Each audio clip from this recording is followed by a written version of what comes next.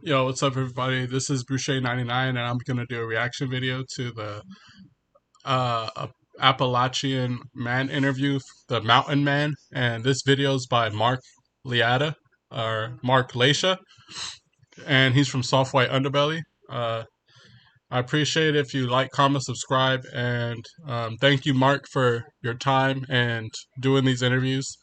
I react to these interviews and I watch them for informational and educational purposes. Um, I've watched this video like a minute or two, and then um, I kind of just wanted to watch it again so I could actually watch the full thing. So I hope everyone enjoys watching this interview with me.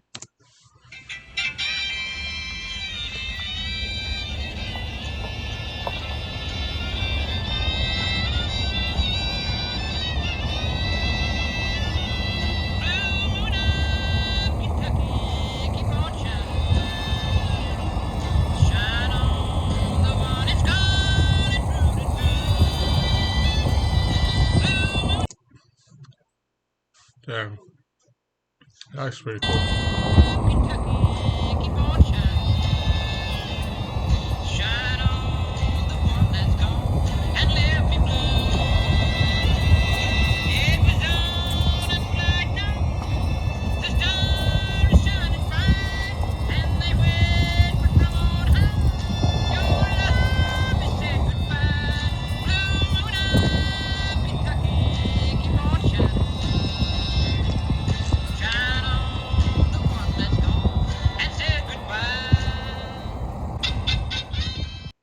I have a challenge for all of you. Go to every computer in your house, your mom's, your dad's, your sister, your brother's computer. All right, Martin, let me hear your voice. I want to see how loud you are. How loud are we? Perfect, perfect, perfect. I can get a little louder if you want me to. No, I'm sure you will with the right questions. All right, Mountain Man. Yeah, Mountain Man, where'd you grow up? Where are you from originally? right here on Straight Creek, buddy. This is the only place to grow up on Straight Creek. Tell me about your family. You had both your parents growing up? Yeah, Dad and all of well, Dad and them was raised here around here. And we was up the road there a little ways where Dad went in when he got married. We was all raised up there, but this is Grandma's and Dad's old house place. Really. And how would you describe your childhood? Beautiful. We had all grades of fun running up down this road here. But if we went too far, we went fishing one day. Dad said, don't go no further than the water gap, boys. We go down the road. We go on by the water gap. You know, we was catching fish. We got on by the water gap. It's getting about this time late in the evening, getting dark. And we looked up the road, and here come Dad, but a limb was swapping it on his leg. Oh, we figured he wouldn't whip us, get us, because we had a big stringer of fish. He wore us out and said, now, boys, go home, clean the fish, and we'll eat them. He said, I told you not to go no further than the water gap. We figured we'd get by without getting a whipping if we had that big stringer of fish. So we got what we deserved because we disobeyed him, Didn't do what he said. And these old timers, if you didn't do what they said, you got a whipping, huh? What is a whipping? Wiring out with a limb. With a stick? And most of the time, you had to go cut it and get your limb to be whipped with. We go get one of them little king winter limbs so they'd break quick and they'd quit whipping. How do you say it? Appalachia or Appalachia? Appalachian or whatever. Yeah. Appalachian? So, Appalachian Man interview, Mountain Man. Okay, got you. And it's a beautiful part of the country.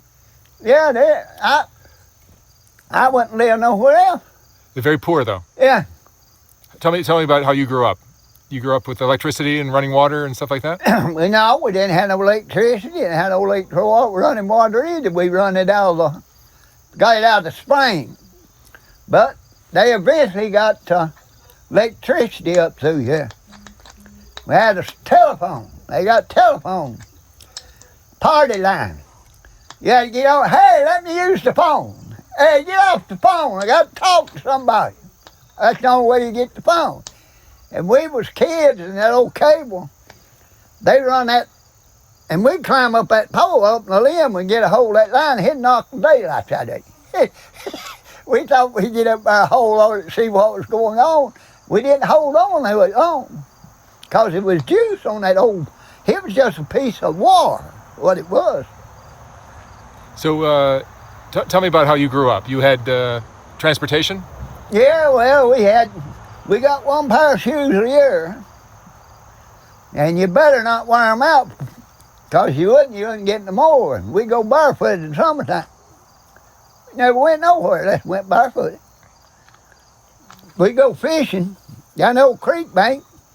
We had an old black dog, and he'd kill every snake in front of you. He didn't matter what kind come out, he'd kill that snake. We didn't have to worry about the snakes, we had the dog with us. So when you got down in here, and then we got up here at Isles of Sailors, up here at this pond, they had a big strawberry patch. We go fishing. We went down, we was gonna crawl over in this strawberry patch, pick us a bunch of strawberries. We go crawl through them weeds and stuff, crawled up on an old copperhead. Hey, boy, that was the end of the strawberry eating. We left town. We had us a water hole up here and went swimming in. Well, Keith Coldorn had an old collie dog, and if you went swimming and started squalling and screaming, that dog come in there, and if you didn't go to shore with him, he'd drown you trying to get you out of there. We'd get to the shore and quit, wouldn't squall no more. There's no hollering, because the dog come in and get you. He thought you was drowning, I'd say. Tell me about how you grew up. You had, I assume you were poor? No, what we raised what we eat. Every summer, Dad we traded, old Peach Man, we dread him coming around. He'd buy 13 bushel of peaches. We had to peel them and can them. We put 300 cans of stuff in the cellar and the old house. They'd can 300 a year, every different stuff. Everything was canned. You buy nothing at the store except necessities, like meal. We take the corn over and we'll hoe it and have it ground. And that's the way we got a meal. So he grew up very old-fashioned. So he actually had to go fishing, and they had to go travel, and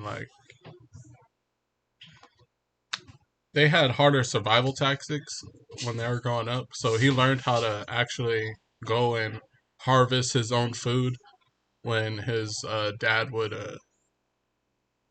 when he would go out in town with his dad, and he picked strawberries and stuff like that. Like, they used their resources. They were super resourceful growing up. And Dad raised honeybees. Most time that's what we used for chewing gum, the wax off of it, it was good. There wasn't no doubt about that. How much schooling did you get? How far did you go in school? Huh? How far did you go in school? Went 2-year high school. And you went to work after that? Huh? You went to work after that? Yeah, well, I went to North Carolina. And down there, and when I turned 18, got drafted into the service. I went down with my sister. But now we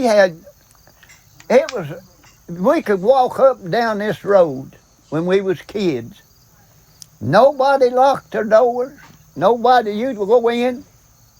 We could go in and eat. If they had anything left over for cornbread or anything, go in the house, go in there in an old cupboard in a wood stove, get what you wanted. Nobody said nothing. Nobody was never missed nothing. But now you can't walk up down here. You have to have a bell bat to get them out of here. So I don't mind giving people stuff. Don't mind helping them. But boys, don't steal something off me. That makes me madder than pure false. And tear something up. If you're going to tear something up, tear up your own stuff. Don't go around tearing up somebody else. That's the way I was brought up. Dad would skin us alive. He knew we'd been out tearing something up. We'd block. We got out here Halloween, we a bunch of kids. My sister and Everdeen, all them fellas up here next door, they was dressed up real fat. So we got a wise idea. We went up the road and they was coming up through there. They had pillars and stuff. We stretched the rope across the road and tripped them all. That's about to kill us. If I get a hold of you, we'll kill you.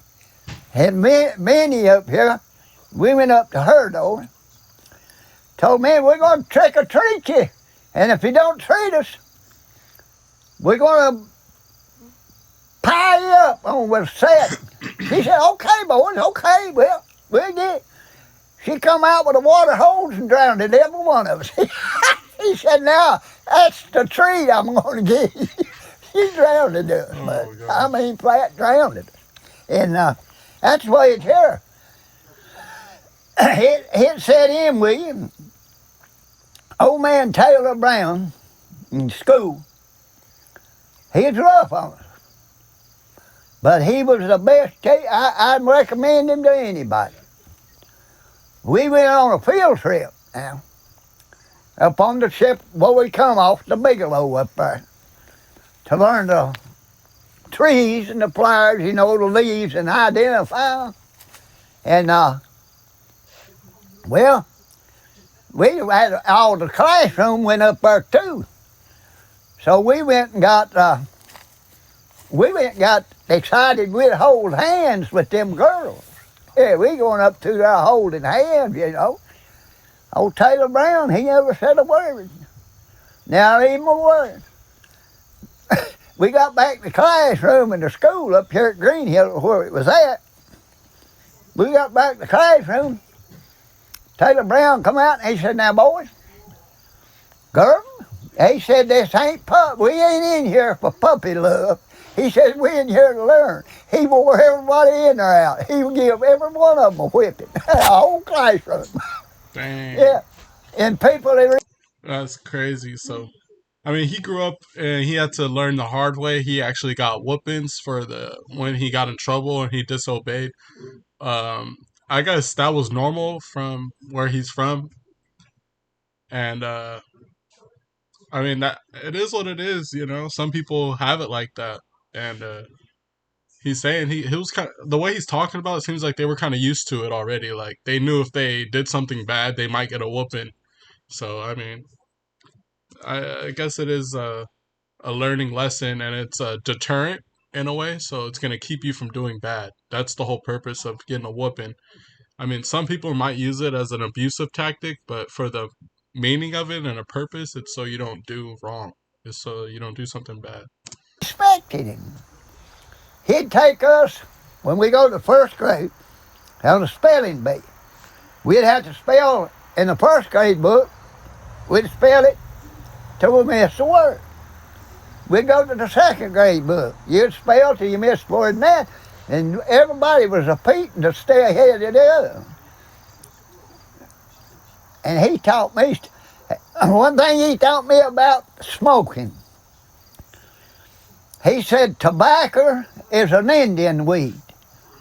From the devil it proceeds. He picks your pockets, burns your clothes, and makes a chimney out of your nose.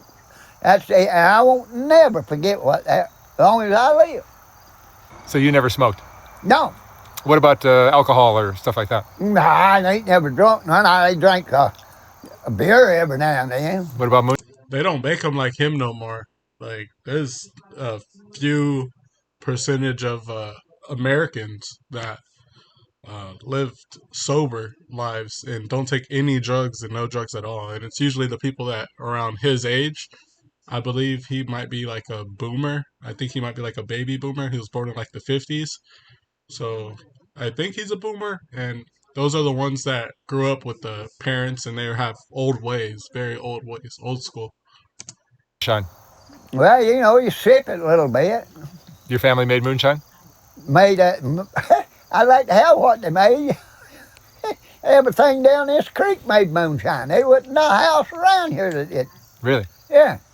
And, They had, when the revenues come in, they had a signal. Well, if they come in on this one, he'd fire his old shotgun 3 times. That means the law was in here. And everybody would leave their steel and come home. And that's the way they warned one another. Dad made moonshine. He would haul it to, there was an old colored fella over in Georgetown. He bought every gallon of moonshine Dad made. Dad took the back seat of the car out. He stuck his moonshine in there on top of it, put a quilt and stuff over it. The kids would sit on it in the back seat, and he'd take it across the mountain town, take it over to him. We got over there, and he told us, he said, boys, he said, I'd sure like to have some good wine. And Dad wouldn't pull the wine. He never made no wine. So we picked a bunch of blackberries and made him up a batch of wine. I like him because he's resourceful and he's like someone that you could be around and they'll be like, they don't need nothing. They'll just be like, hey, look, I could live by myself in the middle of nowhere and I could come out with like a meal for myself to eat. He could probably make a fire from a rock and a stick if he has to. Come over here and bought every bit of it. So we got in a big hurry. We're going to fix him another bag. We got in a big hurry and jarred it up before it worked out. Put it in a closet in the back room. We're sitting in there at the fireplace, and something pound. Dad said, what is that? I don't know. Something pound again. We went in there, that blackberry wine was blowing up. His busting jars running everywhere in that closet. So we had to add into the blackberry wine making right there. We jarred it. If you jar it before it works off, it'll blow up. Oh, really? Yeah. So what kind of jobs have you had in your life? I worked in the mines, I worked at a boiler shop in Chicago. So you lived in Chicago for a while? Yeah. How long? Yeah. I was up there probably a year or two when I got laid off, and I never did go back. How'd you like living in the big city? Don't. It'd be all right if you was out in the country. I lived on the south side, Tilden High School there. And they was fighting every night and all day long. So we get up and and I said, if I ever get laid off, never come back. And I ain't been back since I got laid off. And you love it here? You love it here? Yeah, man. This is the only place to be. What do you love about Appalachia? Well, look at it. You can see it. It's beautiful, yeah. Yeah. But it's very poor There here. ain't nobody. Most of your neighbors are just like me. They good neighbors. You talk to them, you go visit them, they won't just be left alone. Don't go up there and steal this or steal that. Go up there and ask them, and 9 times out of 10, they give it to you. That's what it is here. Just this junk is sitting around here. If you need it and know it, I'll give it to you. But don't come in here and try to steal it and take it. I mean, that ain't no good. Dad set us afire if he knows we stole something. We went to that brother of mine went, old man Anderson Buckhart, on top of Pine Mountain here, had a store. That's where Dad traded. We go up there when we was kids, and the first thing we'd do, had big cracks in the floor where he sat with his cash register, and he had them we go around the back and dive under that floor and look for money. And every time we go in there, under that floor, we find enough money to buy us a pop and a moon pie. I think he was feeding it down through the floor to what he was doing. Every time we went up, that brother of mine, Junior, he got up, decided he'd steal him a pack of cigarettes. Dad, he stole that pack of cigarettes. Dad caught him with it. Now he said, son, you're going back up there. You're going to pay the old man for the cigarette. And he said, you're going to wish I hadn't set you on fire. He come back up, old man Buckhart said, I seen him get him. Said I wasn't going to say nothing. He said, because I know if Jim bought him, found him, he'd wear you out and bring him back. He'd go up there and tell the man he was sorry and pay him for his cigarette. Crazy. Wouldn't let him have them. So that's the way we was raised up, to respect your elder. I mean, they got no respect for elder people no more. People raising up now, they don't care. Yeah. And what do you think of the younger generation here? A lot of drugs are being used. Well, a lot of it, yeah. I mean, they just think they need to get out. Any of them. I did it. Everybody else did it. I think all these young generations need to serve in the service. The draft needs to be back in this country. Because when I was 18, couldn't find no work, and I went to a draft place down there. I said, boy, don't be sending me a bunch of papers like this. I said, just go ahead and draft. Well, I didn't hear from them, and I got me a good job of working. 2 weeks I got a job to draft me. So there you go. So Mountain Man, do you consider yourself a hillbilly? Huh? Do you consider yourself a hillbilly? No, that's a hillbilly over. That's what I think right here. You can't give me no. Bill overalls the only thing I wear. Yeah. And how do you define what is a hillbilly to you? Plain old country fella like my dad and mom was. They were hip. We would walk. Grandma from here, she'd ride a mule into Middleport, stay all night, ride that mule on to Hyden to get some groceries, then ride the mule back to Middleport, stay all night, come on home the next day. And transportation, it was but this was a gravel road, nothing but gravel on it. You didn't have, I think they fixed that in 53 or 56 months. When did you start seeing automobiles here? Huh? When did you start seeing automobiles here? Now, we had an automobile, that cousin of mine did. I tell you a good one we pulled on him. We got up on it, had an old 55, 52, I believe it was, a Chevrolet, 49. How old are you? Huh? How old are you? I'm 78. 78. We had some firecrackers in our hand. We got on a running board.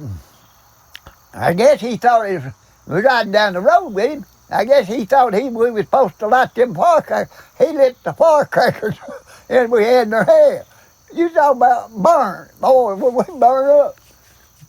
And we got him to pull, couldn't, he salt this road when it froze over. We got him to pull us on one of them sleds. Well, he's pulling us down the road, and he stopped, and we kept going. We couldn't stop right up and under the truck. And we're behind him on the road. And we got my uncle up here. We made us a road down the hill like this, yeah. Well, we didn't have no sleds. We got all these hickory bottom chairs. We was up there, had one of them, they'd fly me. But when it hit bottom, it'd bust all to pieces. There was no chair there. He's about to kill us. And that old schoolhouse that we first went to school with was up here above me here, 2-room school. And we got out, my uncle, back then they couldn't get no sugar mud. Well, they made the moonshine with my wife. We got out there and got in this smokehouse, and we didn't just open one can of molasses. Everybody got a can, had their fingers in there stick, but he went plumb off of it when he called us. He said, "You're destroying me." He said, "You're wasting it." He said, "It wouldn't be so bad if you just got one." He said, "Every one of you got one open. But I can take you up here on the hill, and I can find them old molasses cans up here where they made moonshine all over the place." But that moonshine ain't that hard to make, no how. But you got to know what you're doing to make it. Because if you scorch it, if you puke it, or any of that, oh Lord, you can't drink it. So you're in trouble. So have you traveled around the country? No. Most places I've been when I was in the service. Went to Chicago. I've been to Chicago. I've been down to Florida. Been down up in I ain't been nowhere hardly much. North Carolina. North Carolina. Yeah, I was down in North Carolina with them. And I took my basic training in Fort Jackson, South Carolina. Took my AIT in Fort Leonard Wood, Missouri.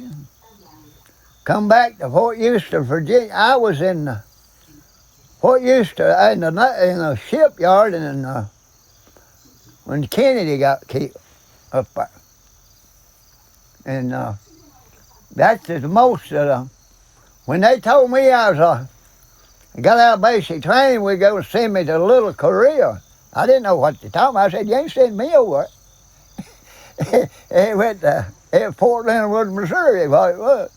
You didn't have, they nothing. It used to be an old German prison camp, what it was. So you didn't have nothing else, one little town of Waynesville. And all the rest of it, if you got a weekend pass, was 100 and some miles away. You couldn't do that in a weekend. So I go downtown Waynesville, it was about the size of Harlan, wasn't as big as Harlan, that's all it was. I stayed on base. You could go to a movie for a quarter, and they had 5 theaters on there. So I'd go to all the theaters for a different movie.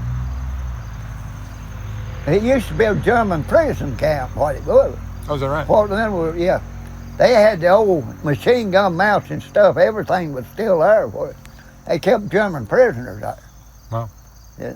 That's where we built bridges, tore it down, build a bridge, tear it down, build it, tear it down. Combat engineers. Yeah. So has life here gotten easier, gotten harder? No, it ain't got no harder for me if you know how to do it. I mean, I don't pay no water bills. I get my mountain up here for the water. And my electricity ain't that much. I draw Social Security, but it don't draw enough to pay the bills. That's the reason I have to, on the side, I sell a little junk and stuff, keep my spending money. And do you hunt for food? Oh, yeah, they plenty of, I feed you all you want. What kind of stuff do you hunt? There's plenty of elk back here, deer too. Oh. Turkeys. I was waiting to see what he was gonna say when I heard about what he went to go hunt, because obviously he grew up resourceful and relying on his environment to bring in his food and his water and all that stuff you need to survive. And I guess he actually hunts all those animals you would expect to be in the mountains. All that. And here, you can survive in these mountains if something goes wrong. In these cities, you can't. Yeah. It's survival out here you can do. And in a city, you can't do what you can do here. Is that what makes the Appalachian people so unique and so strong and so good? I mean, they survive. They're survivors here. Yeah. Well, you can do anything like that. You can go up here. If I'm hungry, I'll go over here and kill me a deer. If I get hungry, I'm going to feed my family one way or the other, whether I got a license or not. But if you go in the city, you can't probably get out and kill one of them big rats and eat it, but who would do that? So it's a survivor place, buddy. Yeah. So Anybody can. I see your hat. You voted for Trump? Voting for Trump, support Trump 100%. What do you like best about what he's done? Huh? What do you like best about Trump? But he's done for the veterans that nobody's done. We can go anywhere we want to see a doctor. Now, he done what he said he was going to do. He done whatever he said. And I just can't see these fellers, out here tearing up something, burning it down. Why don't they go home and burn their own house down? Things are wrong, but there's a way to do it in the wrong way. If I got something against you and I can't go to court and settle it, why get out here and go burn your house down? It's ridiculous. But I voted for him. I vote for him again. Do you have any regrets in your life? No, not really. I had my wife here for 50 years, and she passed away. I wish she could still be here. And how many kids do you have? Huh? How many kids do you have? I got, let's see, I'd have to count them now. I believe there's 7 of them. Oh, wow. And you raised them? Yeah. They're good kids?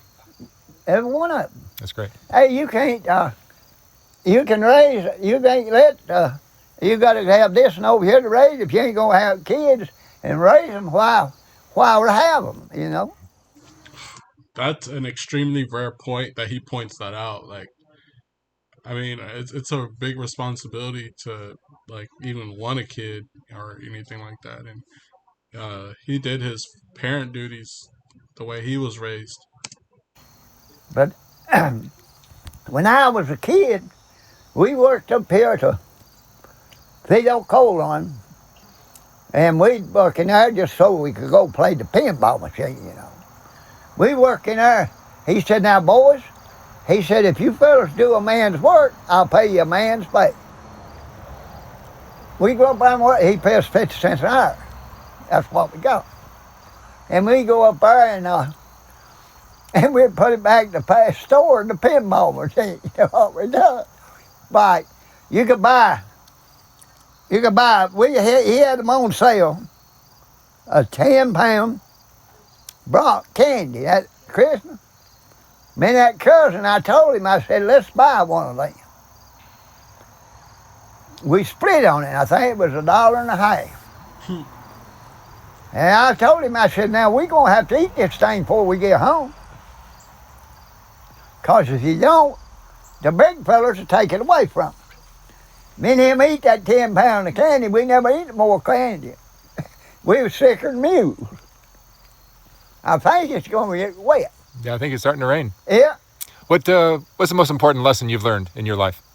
Huh? What's the most important lesson you've learned in your life, in your 78 years? Well, to do what others, really, the Bible says, do what unto others what you'd had them doing. I like to be treated just like I want to treat somebody. I want to be treated the same way.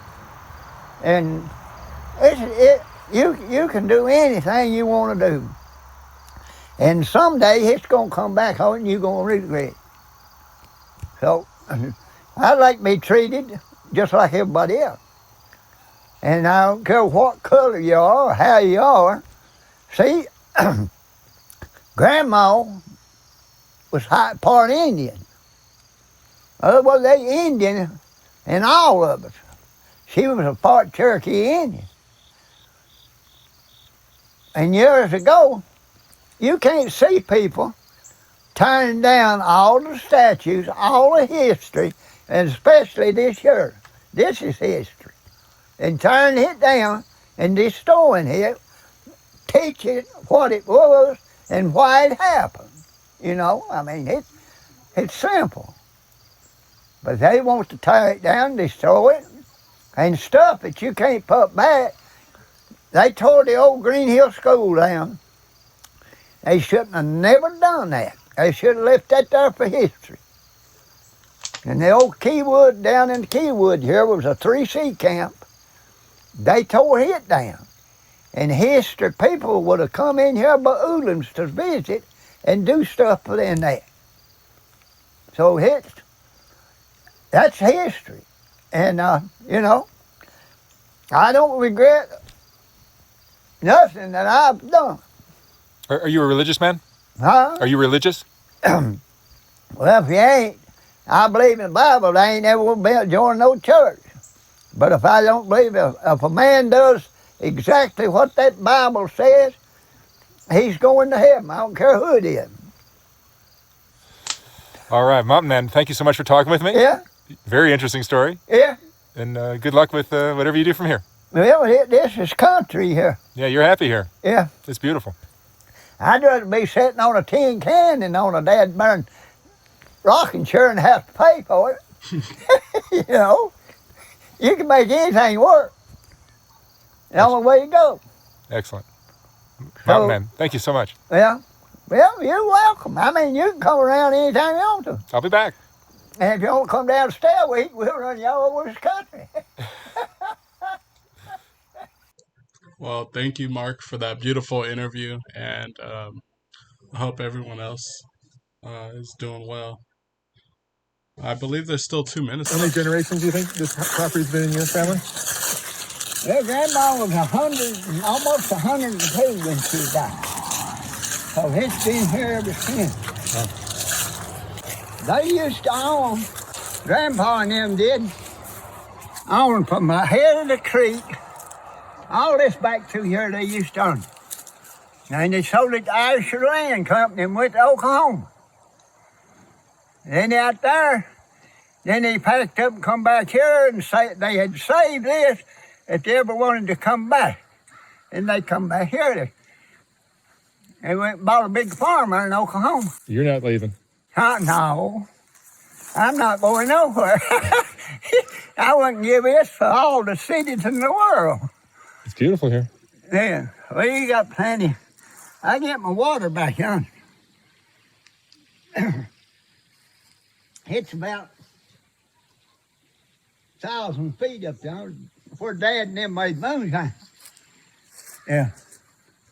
Oh, that's where you. It looks really nice out there. It looks beautiful, honestly. It's a nice environment. I mean, yeah, that's pretty cool. There's people in Chicago and places give their neck to get there. So if you haven't already, go subscribe to Soft White Underbelly. He's a great content creator and he does interviews on all types of stuff. Thank you, Mark, Soft White Underbelly. I hope everyone has a great day. I gotta go make dinner, so like, comment, and subscribe.